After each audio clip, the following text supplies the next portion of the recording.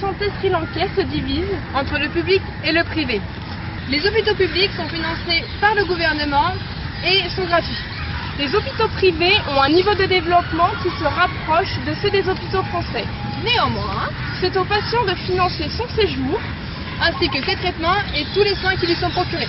Ce type de soins est donc réservé à la population la plus aisée.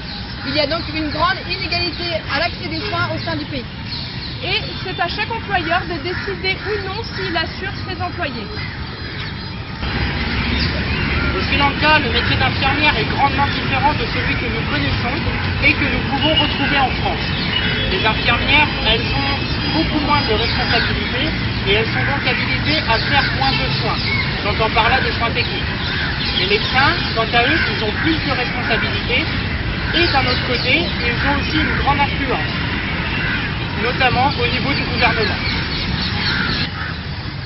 Ils sont donc extrêmement respectés. Par exemple, lors de l'arrivée d'un médecin au sein d'un service, l'ensemble de l'équipe soignante doit se lever. Ensuite, d'un point de vue du cursus infirmier, après l'obtention de leur diplôme, les infirmières ont pour statut junior nurse. Et cela pendant 2 ans. Puis, elles peuvent acquérir un nouveau statut sister. Ensuite, comme en France, elles peuvent prétendre au poste de cadre de santé, appelé au Sri Lanka Sister in Charge.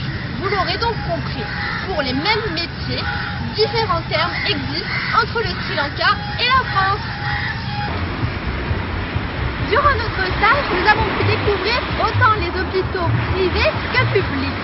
Nous avons passé notamment 3 semaines au sein de l'hôpital Attiri Surgical. Attiri étant l'un des plus gros groupes hospitaliers au Sri Lanka. Nous avons pu découvrir les services suivants. Nous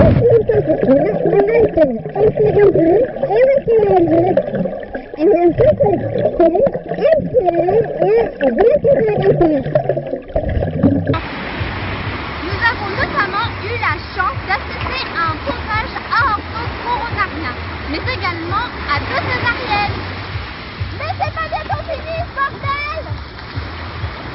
Beaucoup de pathologies sont similaires à celles de la France. Certaines techniques de soins au Sri Lanka sont similaires de celles qu'on a en France, à quelques petits détails près. Ici, les infirmières doivent faire très attention à tous les dispositifs médicaux qu'elles utilisent auprès du patient, parce qu'elles seront ensuite facturées au patient. Ah oui, j'oubliais.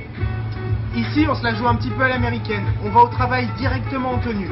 Je pense que c'est le meilleur moyen pour faire frémir les Français et leurs règles d'hygiène. Ensuite, nous sommes allés dans un dispensaire qui est uniquement financé par des dons. Les patients n'ont rien à payer. Le dispensaire accueille des patients en soins palliatifs et en fin de vie. Il est composé de 2 étages, l'un est réservé pour les hommes et le second pour les femmes. Il n'y a aucune chambre, toutes les personnes sont dans la même pièce, il y a 16 lits par étage.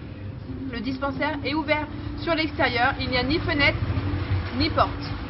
La différence qu'il y a entre le dispensaire et l'hôpital Attiri Surgical est très marquante. Nous avons pu nous rendre compte des nombreuses inégalités d'accès aux soins. Durant notre 6e semaine de stage, nous avons été dans une maternité ainsi que dans un service de pédiatrie. Nous avons eu la chance d'assister au bain des nouveau-nés et de réaliser des démarches éducatives sur l'allaitement.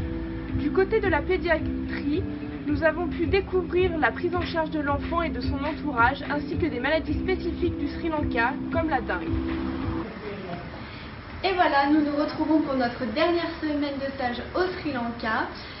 Nous sommes dans l'antre d'un sorcier sri-lankais. En effet, pendant quelques jours, nous allons découvrir la médecine ayurvédique. C'est dommage parce que par vidéo, nous ne pouvons pas vous transmettre cette atmosphère, cette sensation qu'on a ici. Avec l'encens, ça a une odeur très relaxante. C'est un lieu qui est, avec la décoration, très atypique. Cette médecine traditionnelle utilise des centaines de plantes pour fabriquer des huiles essentielles et des crèmes qui serviront ensuite à prendre en charge les différents patients.